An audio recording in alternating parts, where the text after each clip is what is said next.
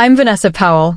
I'm 38, founder of Nexus Technologies, and for as long as I can remember, I've been the family's invisible daughter. Overlooked, minimized, never taken seriously. But nothing stung as sharply as my own brother's wedding invitation, a thick, cream-colored envelope glossed in gold foil, wedged between junk mail on my counter, with no hint of where I'd sit. No acknowledgement of the tenacity it took to sign a $30 million contract the very week I opened that envelope. From the moment I slipped that invitation from its envelope, a familiar ache returned. I remembered standing valedictorian in my cap and gown, scanning proud faces for Mom and Dad, only to have them arrive late, just in time to clap at the closing remarks, as though they'd been there all along. My father had scurried off afterward, worried he'd miss Scott's alumni brunch. My mother waved, guilt masked as nonchalance. And Scott? My brother, who'd long ago claimed their full attention, now sat in judgment over my wedding seating, slotted beside the bus tubs in the kitchen while champagne glasses chimed in the ballroom beyond. I tried to stay composed. I buried myself at my desk, poring over beta test results, firing off investor updates. But every ping of an email, every memory of that seating chart made my blood run cold. When Mom called, her voice crackled with forced enthusiasm. "Did you get the invitation?" she asked. I mentioned the missing seating plan. She hesitated, then scolded, "Just show up and be a lady." As though I'd ever been anything else. That night, I lay awake replaying every slight, the way Scott cut me out of every family photograph, how my suggestions were charming but never useful, and how they celebrated my victories only so long as they posed no threat. I realized I wasn't powerless, I was overlooked. And now I would be unforgettable. On the morning of the wedding, I slipped into a pale gray dress that matched the steel of my resolve. No bouquet for me, just a slender envelope addressed to Scott. Halfway through the reception, as the band struck up a familiar tune, I rose and strode to the stage. With a steady voice, I congratulated the newlyweds, and then read aloud the terms of my contract with Bradford Enterprises, declaring that Scott's company was now bound to invest in Nexus's next 3 product launches, or forfeit their entire stake. Gasps rippled through the crowd. My parents' faces went white. Tiffany's eyes widened. Scott's smug smile vanished. I closed the folder, placed it on the lectern, and said simply, "I built this. You pretended it didn't matter. Now you'll all remember my name." Then I walked out, leaving behind stunned silence, shattered expectations, and the certainty that no one would ever sit me in the kitchen again. If you've ever given your all, only to have those you love ignore you, know this. Your worth isn't what they allow you to be. Sometimes, the sharpest revenge is showing up as your most brilliant self and refusing to be invisible ever again. That night, as I stood in my tiny kitchen reheating leftovers, the microwave's hum was broken by a FaceTime call. Marcus. His face flickered into view, slightly pixelated, but still wearing that warm, calming charm I remembered. "Hey stranger," he grinned. "You look stressed." I held up the ivory envelope toward the camera. "Guess who's getting married?" He leaned closer to his screen, squinting. "Scott?" I nodded. He exhaled. "Are you going?" I hesitated. My thumb brushed the edge of the invitation. "I won't give them another reason to call me distant." Marcus smiled gently, his voice low and sure. "Then I'll be your +1 if you want." The breath caught in my chest. I hadn't realized how much I needed someone to simply show up for me. "Yeah," I whispered. "I'd like that." By morning, before doubt could creep in, I checked the accepts with pleasure box on the RSVP card, sealed it, and dropped it in the mail slot of my apartment building. That afternoon, my phone buzzed. A text. "Scott, thanks for coming, sis. Really appreciate it." I stared at the message for a long moment. Somewhere between cautious hope and a hollow ache, I couldn't explain how I felt. You'd think closing a $30 million deal with his in-laws' company would finally shift something. You'd be wrong. The Bradford estate looked like it had been lifted straight from a lifestyle magazine. Acres of manicured lawns, marble fountains dancing in the sunlight, and hedges so precise it was like the landscapers used rulers instead of clippers. I stepped out of my Tesla and smoothed the front of my deep navy dress. Polished. Powerful. Composed. Marcus appeared at my side, adjusting the cuff of his blazer, eyes scanning the glitzy crowd. "This is extra," he murmured. "Bradford Standard," I said, forcing a tight smile. The invitation had said garden party, but as we approached the main courtyard, it was clear that was just an excuse for a display of excessive wealth. Imported rose bushes framed the stone perimeter, with strings of lights curling above our heads like stars rained in just for the occasion. I scanned the guests. My parents stood near the white linen bar, my mother mid-conversation, but catching sight of me. Her face lifted in a look of thin surprise, probably more for Marcus's presence than mine. "You came," she said, brushing a dry kiss against my cheek. Her eyes flicked over my dress, like she was assessing a paint swatch she didn't remember picking out. "And who's this handsome young man?" "Marcus Chin," he said, extending his hand with that same confident warmth I'd leaned on so many times. "Pleasure to meet you, Mrs. Powell." Her smile froze in place. "Likewise." Before I could respond, she threaded her arm through mine and turned me away from Marcus, guiding me toward a cluster of guests by the fountain. "Your father's speaking with Richard Bradford. You should say hello." Richard Bradford stood surrounded by sycophants and champagne. His navy suit was immaculate, his tie subtle but expensive. He was laughing loud and comfortable until he saw me. Then his posture shifted. He extended a hand. "So, you're the brilliant mind behind Nexus Technologies," he said, with a firm handshake and an assessing gaze. Heat rose to my cheeks. "Thank you, Mr. Bradford. We're excited about the partnership. Call me Richard." His eyes lingered sharp, but not unkind. "Eleanor speaks highly of your team. Your implementation's already making waves." Before I could respond, my mother's laughter rang out beside me. Forced. Dismissive. "Oh, Vanessa's always been our little computer genius," she said, like she was excusing a childhood obsession.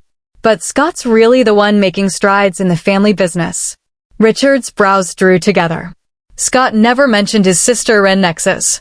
I turned slightly and caught sight of my brother, standing on the edge of the circle. A champagne flute in one hand, smiling that politician's smile. I held his gaze for just a moment, and for the first time, I saw it clearly. He didn't forget to mention me. He chose not to. Scott stood in the center of a circle of young executives from Powell Construction, his posture relaxed, laugh rehearsed. When Richard turned toward him with a questioning look, Scott wandered over with the casual indifference that had always masked his intent. "Didn't seem relevant," he said, referring to me. Then, with a half-hearted one-armed hug, he added, "She keeps busy with her tech stuff." Tech stuff. The words landed like a slap. I repeated them under my breath, just loud enough to feel them burn. Richard raised an eyebrow but let it go for now. And then came Tiffany. She swept across the lawn like a debutante in a dream, her blush-pink gown shimmering in the golden light, her confidence floating just above condescension.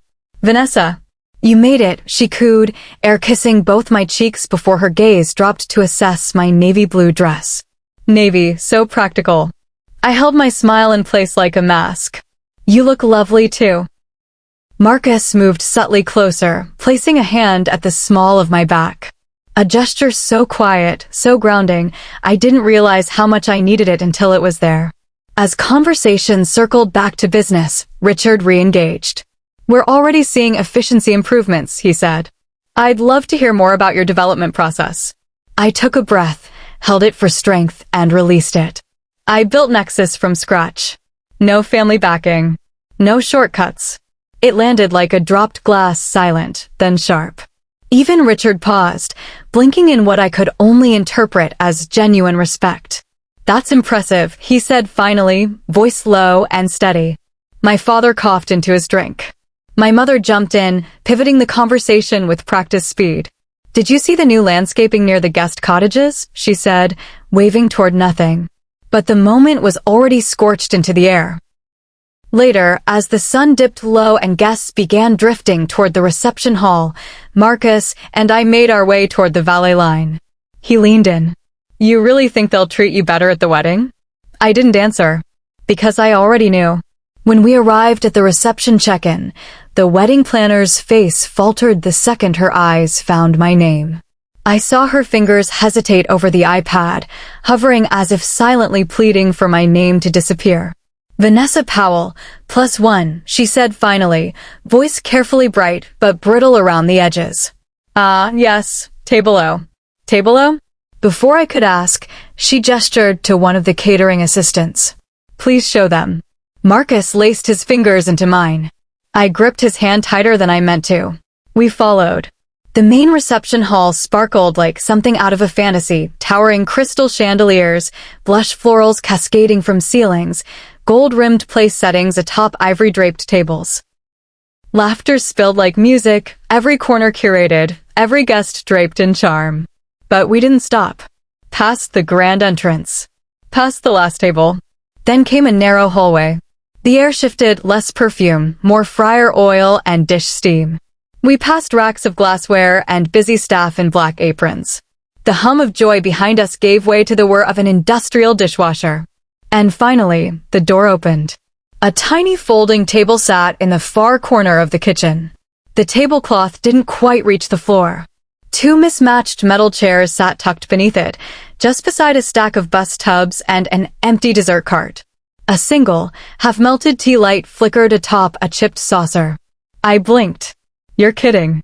The catering manager, a woman in her 60s with kind, tired eyes, couldn't meet mine. I'm really sorry. There were some last-minute changes. The bride insisted. Marcus's jaw clenched. This is completely inappropriate. Before I could speak, a voice floated into the room like sugar turned sharp. Well, everything all right here? Tiffany stood in the doorway, champagne flute in hand, smile stretched across her face like a mask of velvet over steel. Her gown shimmered like a sunset.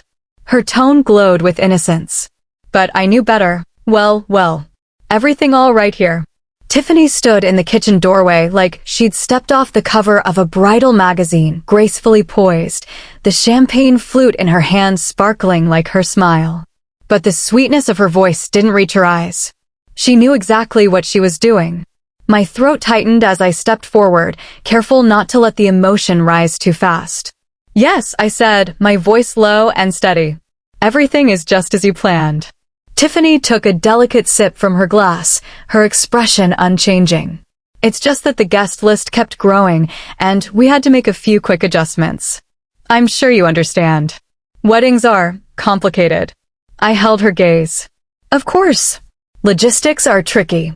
That's why I've spent the last 3 years building a software that prevents this kind of chaos. But I guess paper seating charts still went out in some families.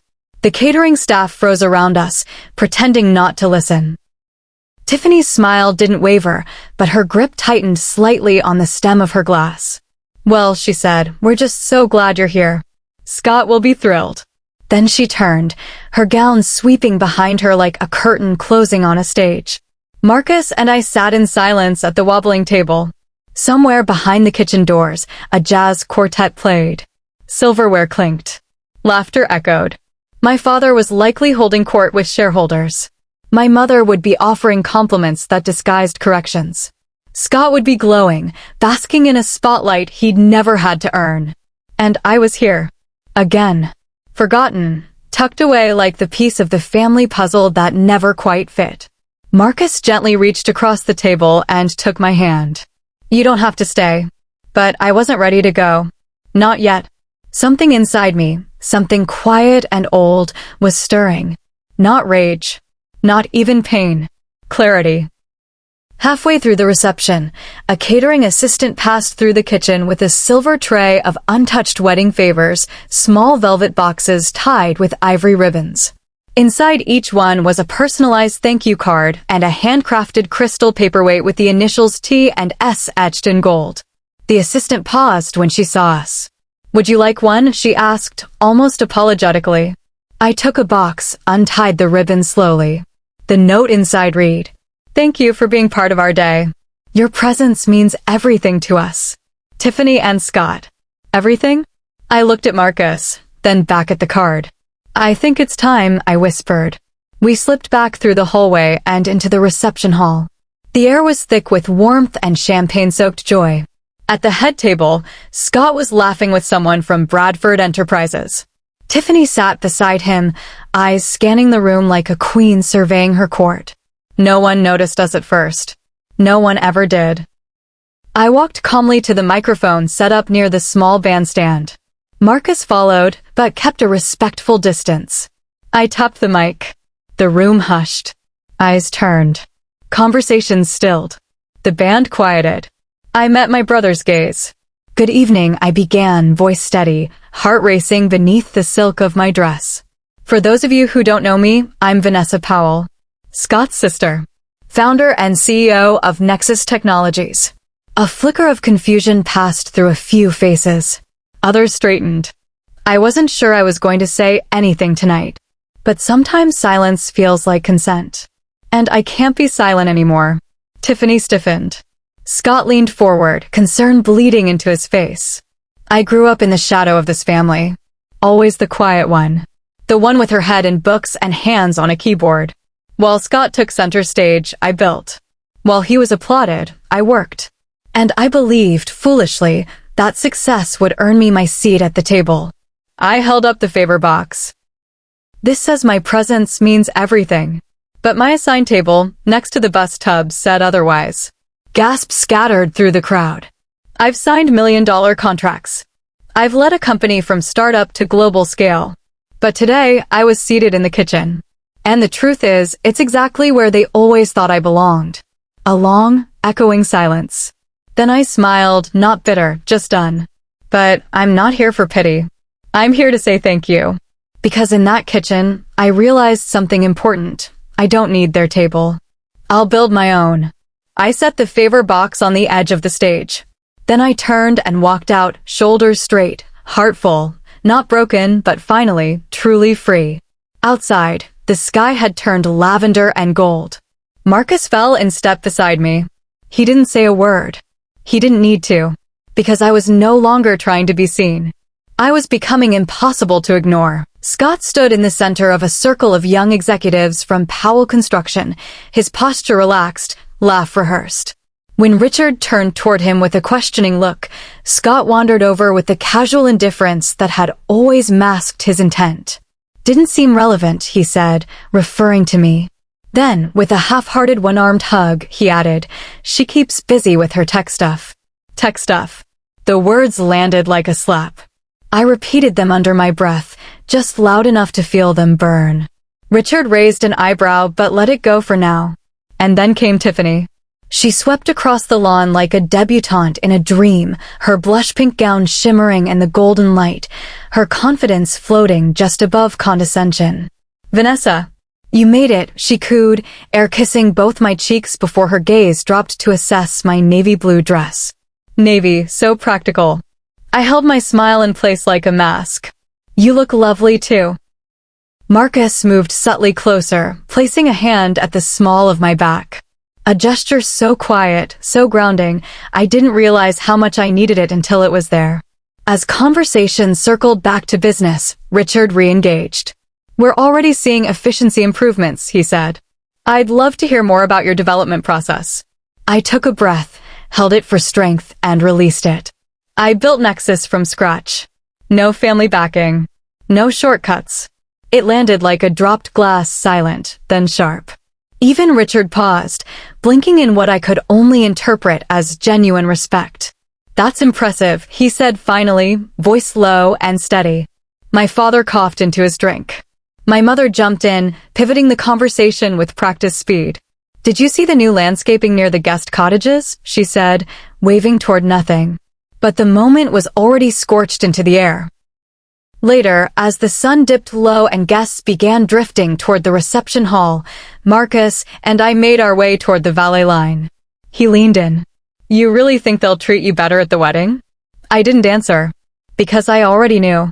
When we arrived at the reception check-in, the wedding planner's face faltered the second her eyes found my name. I saw her fingers hesitate over the iPad, hovering as if silently pleading for my name to disappear. Vanessa Powell, +1, she said finally, voice carefully bright but brittle around the edges. Ah, yes, Table O. Table O? Before I could ask, she gestured to one of the catering assistants. Please show them. Marcus laced his fingers into mine. I gripped his hand tighter than I meant to. We followed. The main reception hall sparkled like something out of a fantasy, towering crystal chandeliers, blush florals cascading from ceilings, gold-rimmed place settings atop ivory-draped tables. Laughter spilled like music, every corner curated, every guest draped in charm. But we didn't stop. Past the grand entrance. Past the last table. Then came a narrow hallway. The air shifted, less perfume, more fryer oil and dish steam. We passed racks of glassware and busy staff in black aprons. The hum of joy behind us gave way to the whir of an industrial dishwasher. And finally, the door opened. A tiny folding table sat in the far corner of the kitchen. The tablecloth didn't quite reach the floor. Two mismatched metal chairs sat tucked beneath it, just beside a stack of bus tubs and an empty dessert cart. A single, half-melted tea light flickered atop a chipped saucer. I blinked. You're kidding. The catering manager, a woman in her 60s with kind, tired eyes, couldn't meet mine. I'm really sorry. There were some last-minute changes. The bride insisted. Marcus's jaw clenched. This is completely inappropriate. Before I could speak, a voice floated into the room like sugar turned sharp. Well, everything all right here. Tiffany stood in the doorway, champagne flute in hand, smile stretched across her face like a mask of velvet over steel. Her gown shimmered like a sunset. Her tone glowed with innocence. But I knew better. Emergency board meeting. 7 a.m. sharp. Gregory's voice echoed from my office speaker. Operations is freaking out. Legal's in panic mode. Someone leaked the contract clause between us and Bradford Enterprises. Their shareholders are threatening to pull out. I leaned back in my chair, calm in the eye of the storm. My company was protected. The paperwork was ironclad. Scott's hasty arrogance had put him and his new in-laws in a corporate chokehold. Gregory paused, voice softening. Honestly, I don't blame you one bit. For the first time since that wedding, a real smile curved my lips. Later that afternoon, once the office settled and the noise of crisis faded to quiet efficiency, I scanned through my inbox. Between vendor updates and project briefs, a new email caught my eye. From diana.powelldesign@gmail.com. Subject, proud of you. I clicked. Vanessa. I heard what happened. Finally, someone in this family broke the cycle. You stood your ground. You have no idea how long I've waited for that to happen. Proud of you. Aunt Diana. My chest tightened, not from sadness, but something deeper. Stronger. A quiet kind of resolve that felt like rising from a long, cold winter. Before I could fully absorb it, another buzz. A text from Scott. Scott, lunch. Just you and me. Tomorrow. Please. I stared at the screen, rereading the words. Something about them felt unfamiliar. For the first time in years, Scott sounded less like the brother who pushed me aside and more like a man reaching for the surface after a lifetime underwater. The restaurant he chose was quiet, small, and unassuming, tucked between old brownstones in Boston. Garlic and olive oil hung in the air, the lighting soft and warm like memory. I arrived 10 minutes early. He was already there, sitting alone in a corner booth, staring at a glass of untouched water. When he looked up and saw me, something in his face cracked. It wasn't guilt. Not the showy, performative kind he was good at. This was raw, uneven, human. I slid into the seat across from him. So I said, folding my hands on the table, "You wanted to talk." He nodded, rubbing the back of his neck like the words physically hurt. "I don't know where to start." "Try honesty," I said. For once. He let out a bitter laugh. "Fair." Then came a pause. And a slow exhale. "I was jealous," he said. "Always have been. Since high school, probably earlier. You were the smart one. The one who knew where she was going. I tried football, business school, titles, handshakes, but it never felt like enough next to you." I didn't speak. I let the truth hang heavy in the air. Let it reach him. And instead of dealing with it, he continued, I tore you down. It was easier. Tiffany, well, she didn't help. She amplified everything I already believed. That I needed to keep you small to feel big. I blinked slowly. That's not my burden to carry anymore. He flinched. Like the words had weight. Like they landed on his chest. He picked up a sugar packet, tore it open absently. The granules spilled on the table, but never made it into his drink. Is there any way to fix this? I let the silence stretch until even he couldn't ignore the discomfort. Maybe, I said finally. But it starts with you. You fix you. I'm done carrying the weight of your insecurities. His shoulders sagged. I deserve that. I stood, pulling on my coat. You deserve a chance, I said, voice quiet but firm.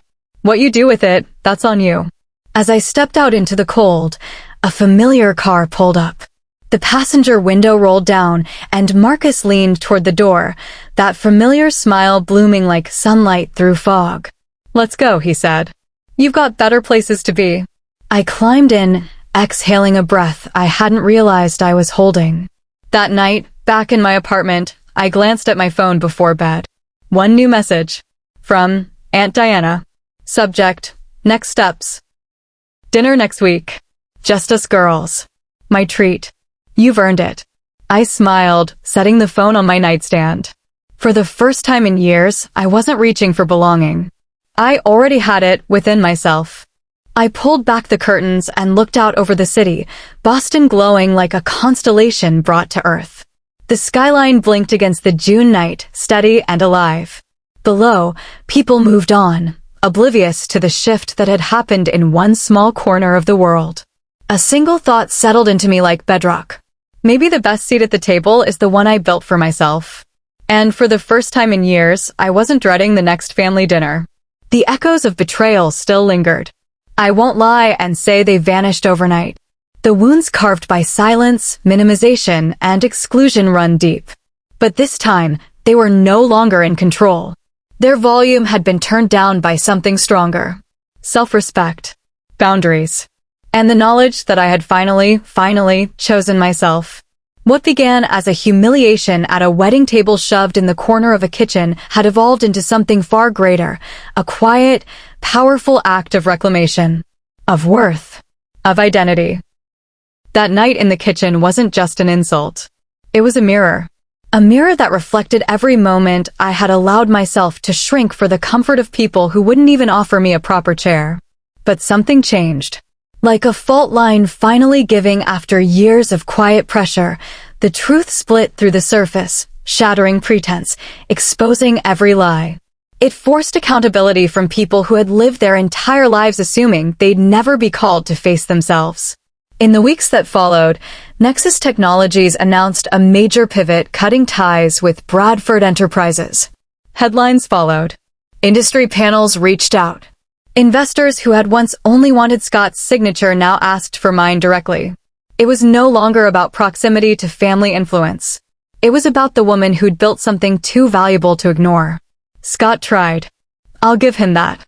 After our lunch, he sent a few more texts. Short apologies. Requests to meet again. One message simply said, I'm working on it. And maybe he was. But I wasn't waiting anymore. Mom sent a short email too, more formal than heartfelt. Hope to see you at the holidays. Let's try to have a fresh start. I didn't reply. Not yet.